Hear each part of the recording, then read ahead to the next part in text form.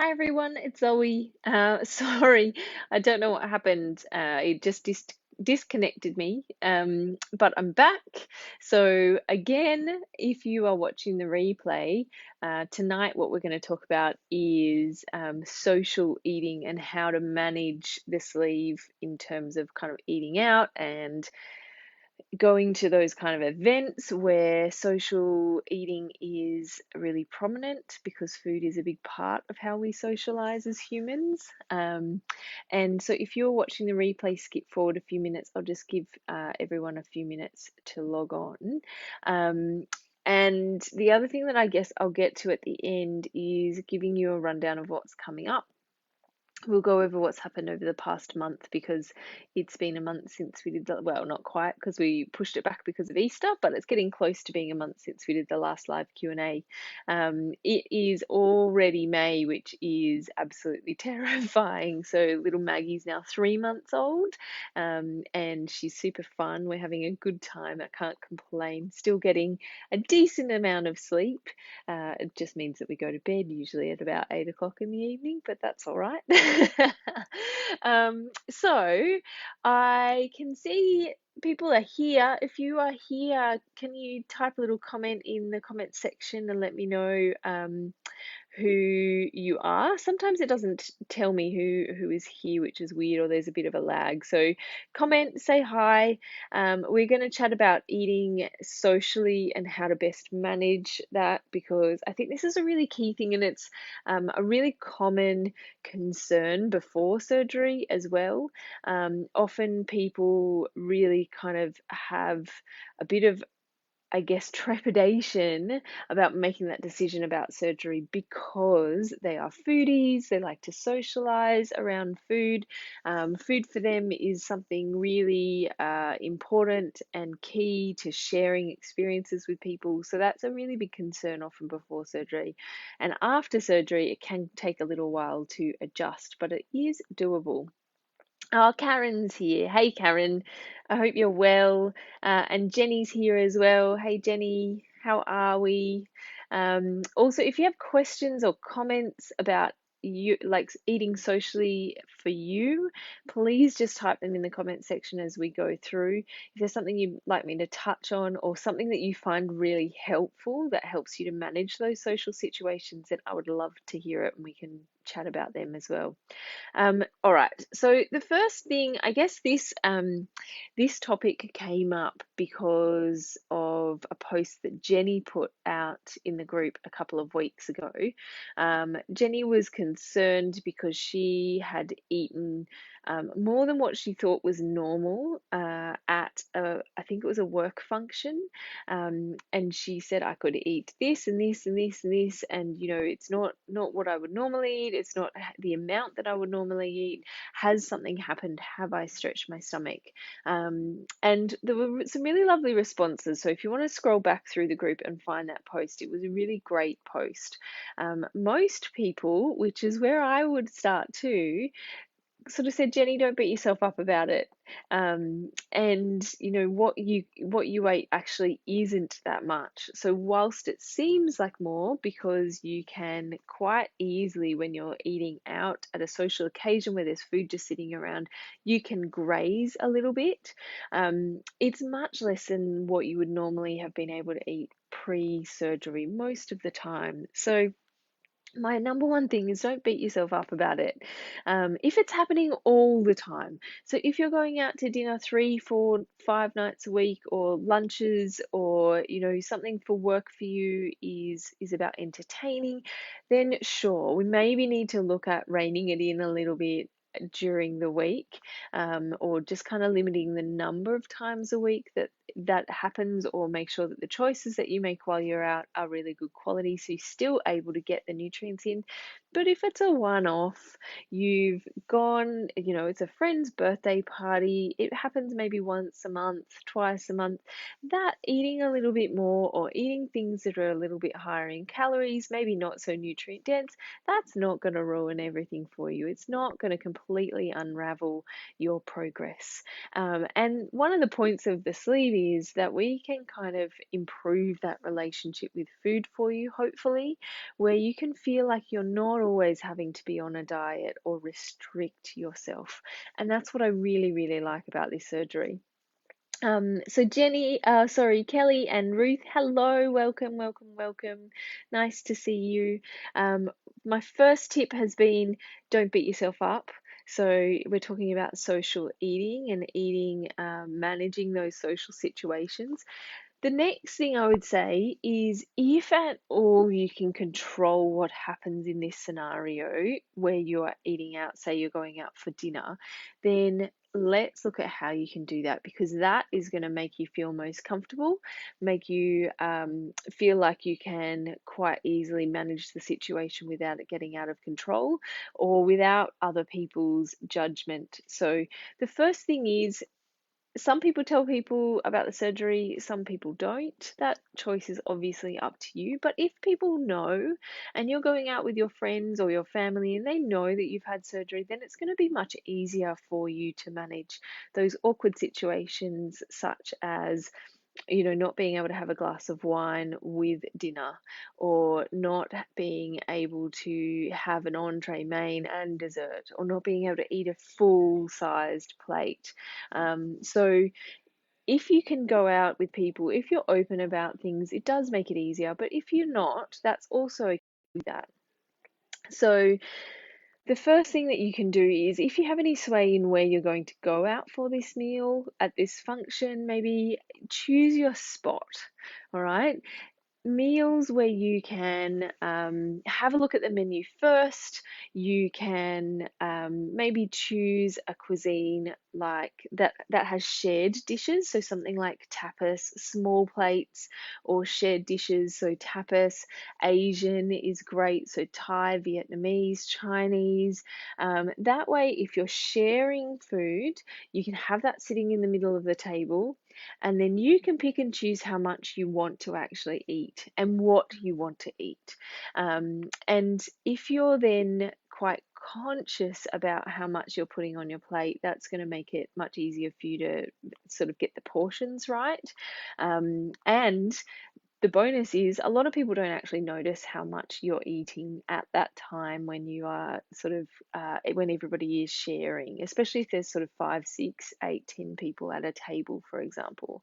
My only word of warning is, if you are going to a place where you can pick and choose and you've got lots of dishes ahead of you, put your portion that you plan to eat on your plate at once, so that you know that that is your meal, rather than sort of having a little bit of this, a little bit of that, a little bit of this, because all of a sudden you can actually overdo it and eat a little bit more than you feel comfortable with. So that would be really, really sort of a key thing just to keep an eye on.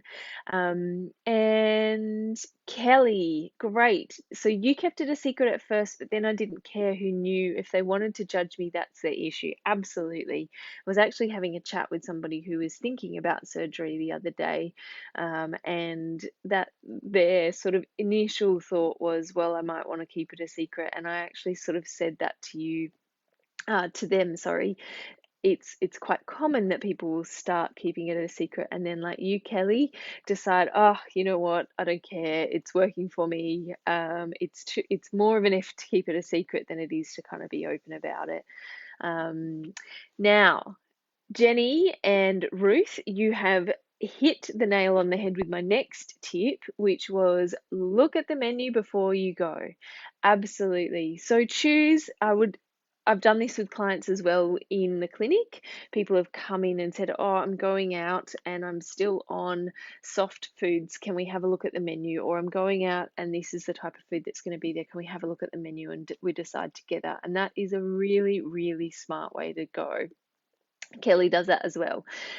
So choose 2 or 3 options that you think might suit you best. So I would look mainly at the entree section or the share plate section, sort of the tapas, for example, the smaller plates rather than the full-sized meals, if there is that option, and then choose something that you think will suit you best. So we know most, well, not most of the time, but quite commonly, really rich, oily, fatty foods don't sit well after a sleeve. So you then have the choice to kind of have a look at the menu and go, oh, I think maybe it's the fish that'll go down best. And you can still choose when you get there depending on what you feel like. But if you know that you've got 3 or 4 different options that are probably going to suit you, then that's a really good way to go. You still get the choice, but you've made it a lot easier. You're not sitting there panicking. And that then brings me to my third tip, which is, or third or fourth, can't quite remember, maybe it's the fourth, which is choose wisely. So there are some that are easier options than others. So for example, if you know that you struggle with a piece of chicken, chicken it can be, especially if it's chicken breast, can get a little bit dry when you're eating out. Hopefully not, but it can. So sometimes it's better to stick with the easier options such as fish, just to make it less likely that you'll get something that feels like it gets stuck. You can also make sure that you've got some veggies in there. Also, don't be afraid to ask for something that is a slightly different variation on what's on the menu. So, for example, if you're out for breakfast, it's really easy just to ask for one poached egg on one piece of toast. And then you'll feel also less guilty for wasting food. You draw less attention to yourself by leaving food. So sometimes wait staff, for example, will come up if you haven't eaten very much of a meal, and they will say, is everything okay? And rather than kind of getting into everything with them, it can just be easier to order something that's going to be smaller as well. And Jenny said, I have a doggy bag if I choose from a main and can't finish it. And that is absolutely a really good tip. So some people I know even take reusable takeaway containers. Some people do also have a little card that says, I've had weight loss surgery. So I don't know if your surgeon offers that, but sometimes it's helpful, or some clients have found it helpful to have a little card that they can just give to the wait staff and say, I just need a small portion, or show to the chef, can you make me a smaller portion of this meal? And I think that's really, really important, is to be not to be afraid to ask for some variation. And the worst they can say is no, sorry, we don't do variations, in which case fine. You can also share meals with somebody else that's there. That's a really good way to do it. And Ruth said she got a card off eBay, so there you go. I didn't know that they sold them, Ruth, so that's awesome. Maybe Ruth, could you take a photo for us or post the link, because that might be really helpful for some people to find, and they might like to buy one too. That would be amazing if you get a chance. So the next thing is to kind of, I wanted to talk about what I call managing the theatrics. So it's more around practically, okay, we've thought about what we want to eat, but how do we eat that? All right. So we know that if you're going to a meal and you have a lot of time, so maybe it's more like a function, then you need to be quite aware of how much you're eating and when and what that timing is. But throw in alcohol of any description or drinks, and it becomes even more important to kind of look at your timings. And if you're at something like a work function where you really don't want to draw attention to yourself, then it can be really helpful to think about how you're going to manage the theatrics. So, for example, to avoid filling up for your main meal, maybe it's that you don't order an entree, but you have a glass of wine there. Often people don't even notice how much you're drinking, as long as you have a glass of wine. So you might just, sit there, have a couple of sips, so it looks like you're drinking it. And same thing goes if there is an entree. If you're at a sort of function where there is an entree, main, dessert, then you might have one or two small bites at most, and then save a little bit of space for the main meal. If you're drinking and you don't want to have the entree and you have the main meal, then I would say have a drink while everybody else is having the entree. Give yourself a little bit of time as a break before your main meal comes. And then after your main meal, while everybody else is having dessert, maybe you have one or two small bites of dessert, but that's when you finish the rest of your glass of wine. So it really depends on what you like the most, what the situation is, but hopefully these tips give you just a little bit of a sort of maybe some food for thought in terms of eating out and how you can manage it. The next thing is don't rush. So when people you're eating with eat really fast, it can be really tempting to do the same thing. So really focus on eating slowly. Make sure you put your knife and fork down, get involved in the conversation, and don't worry about being the last one to finish your meal. Everybody should be enjoying that conversation in the company anyway. So, and I mean, everybody really should be taking 20 to 30 minutes to eat. It's just that we often don't. So don't stress about being slow, but please, whatever you do, don't get distracted and eat too fast, because that's when you can find yourself in need of a bathroom pretty quickly, which is not what we want when you're out and about socializing. And the last thing is get used to leaving food on your plate. So don't force yourself to fit more in. If you're really, if you know you struggle with that, I need to finish everything on my plate mentality, then it can be helpful if you get given a main to ask for a bread and butter or a side plate and serve that portion that you know that is comfortable for you to eat onto that smaller plate, and then ask for them to pack the rest away, or ask if somebody else at the table would like some. Again, this depends on who's there and who knows and what the situation is, but hopefully that's another little helpful practical tip. So Kelly, yes, cool. So I think this is a really common situation. So Kelly said that she had the owner of one restaurant ask if she didn't like the food, but as soon as she explained that she had weight loss surgery, she was totally understandable. And look, I think most people are. So again, it depends on as to whether or not you want to be open about the surgery or not, and whether or not it's a place where you feel comfortable doing so. So, for example, at a work function, often that is less um, a place where people are less likely to feel comfortable talking about that. But, if you can, even if you want to, excuse yourself, go to the bathroom, and on your way back, just have a chat to the kitchen and say, look, I'm happy to pay for that main, but can you make it a really small portion for me? Or I just wanted to let you know that I've had surgery and I can't eat.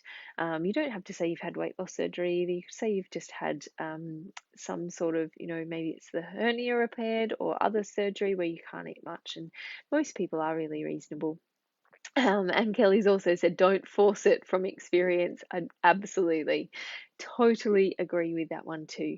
So, any other experiences, tips, thoughts, things that have worked for you when you've been out and about, comments that you've got, pop them in and I'll come back to them in a second. What I wanted to talk also about was just to kind of go back over what's been happening in the group, because it has been quite a while since we've had a live Q&A. So remember the last one, I posted a couple of videos. So I posted a video for Beck answering her question, and then I did another little live where I was walking through the park with Maggie. Hope you don't mind. Sometimes it's just easier because otherwise you have to time it with a nap, and she doesn't always like to keep those naps, especially during the day, to a decent length. So we do what we can, I guess. So coming up is the next live Q&A is going to be about cravings, and that one is in June. That is based off a question that Roisin posted asking about tips on how to curb a sweet tooth. So there were lots of comments in there, lots of tips, and I really like some really practical tips in there. And Roisin, you'll have to tell us how you went and whether focusing on your protein and your fluids was good in terms of reducing that sweet tooth. So if you have any questions about cravings, pop them in the event group so that, sorry, the event page within the group so that I have them all in one place, and I can grab it, and I'll make sure that I answer.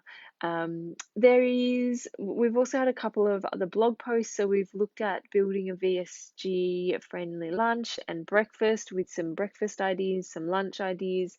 So if you'd like to go and check out those blog posts, please do. We have some more recipes coming. I know it's been a little while since I've posted some new recipes on the site. So I'm in the process of getting those. Maggie's definitely slowed that down, I have to admit.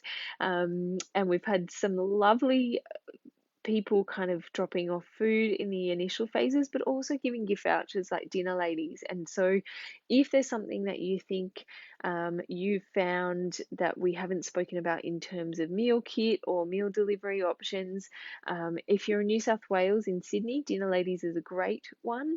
And if there's anything else that you have found along your travels that you think is good, then please feel free to post it in the group. The more tips and tricks, the better. We've obviously been having our weekly challenges as well.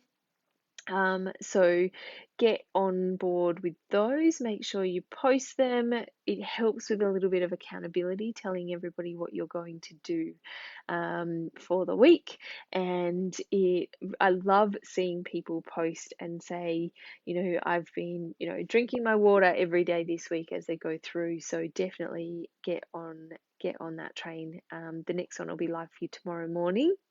And we've had a few questions as well. So I've posted a couple of questions which are going to be really helpful to me for the blog, but also helpful for new members to the group, people that are thinking about surgery. So for example, we had, what are the essentials for your hospital bag? So I will definitely keep posing some of these questions because again, we got some really good responses.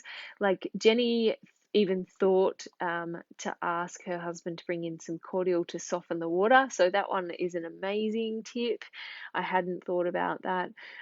We also had a discussion about the traffic light method in terms of weighing and keeping an eye on your weight loss, weight stability, or potential weight gain. So that one came from the Nutrition for Weight Loss Surgery girls, and that was an amazing sort of tip, I think, which was essentially if your weight is staying the same, you don't need to worry. So it's not getting obsessed by the number on the scales, but looking at it as a general trend and weighing sort of once a week. If the number's the same, it's orange, no need to, sorry, it's green, no need, or getting less, green, no need to worry. If it is going up, but it's less than 3 kilos from where you're comfortably sit, then it's orange. It just needs a review. Don't panic. No need to get obsessed with kind of or kind of work yourself into a spiral, but that works really well to kind of think of that as an orange or an amber light where you need to maybe go back and review some of the habits that are happening every day. And then if it's more than 3 kilos, that's a really good time. That's what we call a red flag. That would be when you would need to go in, book in to see your team, check in, see, see them, bounce ideas off, get a sounding board so that you can kind of figure if there's something that you need to kind of put into action right away before it gets out of control. Karen, dinner ladies, yes, they do pre-made food. It comes frozen, but it's all freshly cooked. It's great for families. So, for example, my One of my friend uses it because she has two vegetarian teenage boys, and she will buy sort of bigger portions of sides like potato gratin or something like that, and that can fill them up. But they have lots of different options there, and especially if you've got a family, they're pretty reasonably priced compared to some of the other options out there, and it works really well. Really kind of homemade food, which is nice.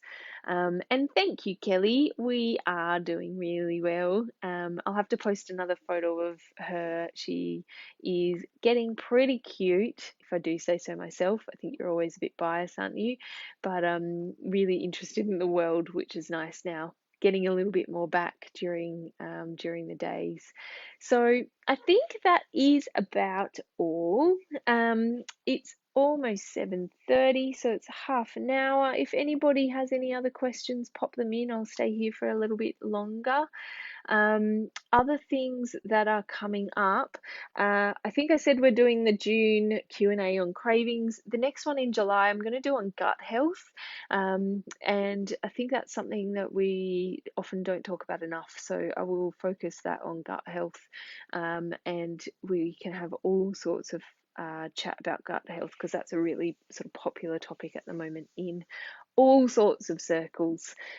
If there's any other topics that you'd like me to cover for the live Q&As, then please let me know and I can schedule it in. People, for example, like Bernadette, will often send me a little email, but you can send me a direct message if you would like, just with suggestions. Always happy to hear from you. All right, no more questions, comments, so I will log off. Have a great rest of the weekend. Not too much longer to go now, but happy Sunday evening, and I will talk to you all soon. Okay, see you guys. Bye.